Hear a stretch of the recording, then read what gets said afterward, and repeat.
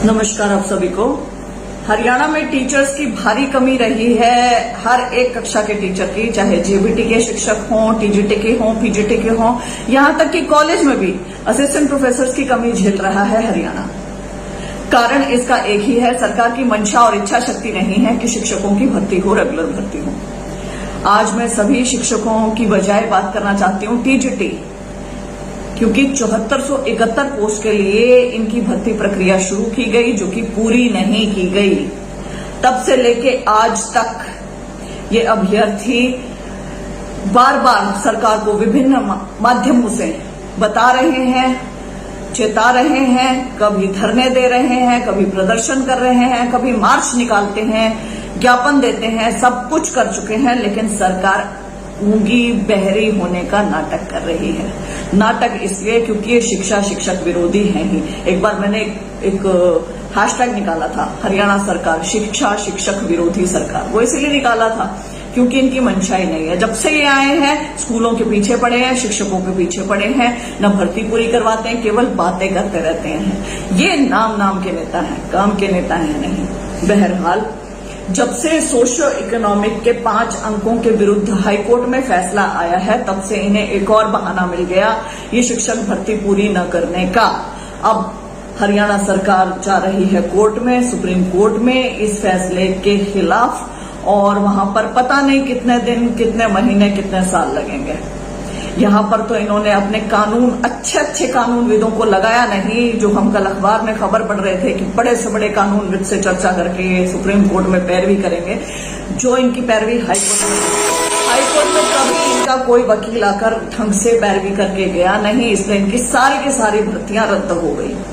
मैंने भी बार बार socio economic के अंकों में संशोधन की बात कही, बार बार इन्हें कहा कि आपको ये करना चाहिए, अदरवाइज एक ही झटके में बहुत सारे लोगों की नौकरियां चली जाएंगी। लेकिन ये तो भैया अपने से ऊपर किसी को मानते नहीं है ना, सलाह भी नहीं मानते, ये तो अपने से इंटेलिजेंट किसी को समझते नहीं है।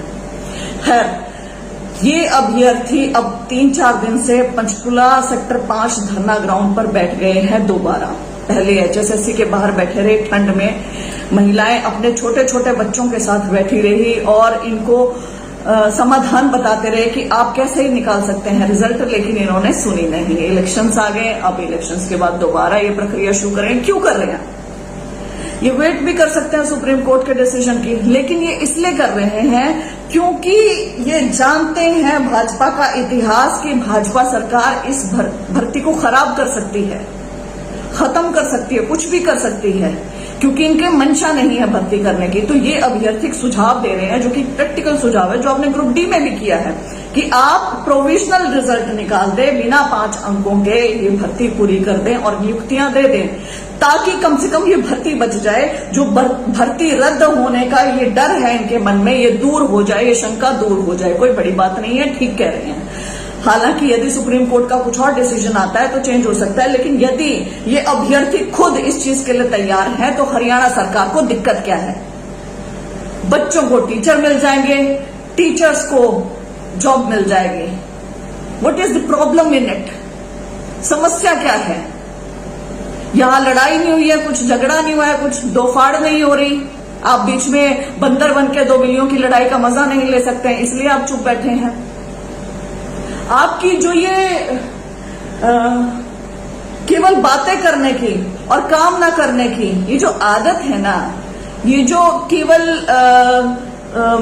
कथनी में करना, करनी में नहीं, ये जो आदत है ना, इसे समझ रहा है हरियाणा का युवा, इसे समझ रहा है हर कोई जो पढ़ा लिखा, जो थोड़ी बहुत भी जानकारी या ज्ञान रखता होगा। वो आपने बहुत खेल लिया इनकी जिंदगियों के साथ। प्रोविजनल भर्ती इसे पूरी कर सकते हैं, करें। अभ्यर्थियों की यही आपसे डिमांड है और आप ये कर सकते हैं। कृपया करके किसी के घर का चूल्हा तो जलने दें, बहुत ज्यादा जरूरी है। स्कूलों के लिए टीचर्स भी, कम से कम स्कूलों को बचा लें। स्कूलों को बंद करने वाली सरकार, शिक्षकों को दुखी करने वाली सरकार, बेरोजगारों को दुखी करने वाली सरकार, किसी का तो भला करें। मैं मुख्यमंत्री श्री नायब सैनी जी से कहना चाहूंगी कि इस भर्ती को प्रोविजनली पूरा किया जा सकता है। आपके पास रिकॉर्ड को देखते हुए आपके ऊपर भरोसा नहीं करते हैं युवा, कम से कम कोई भर्ती पूरी करके युवाओं का भरोसा तो अर्जित करें।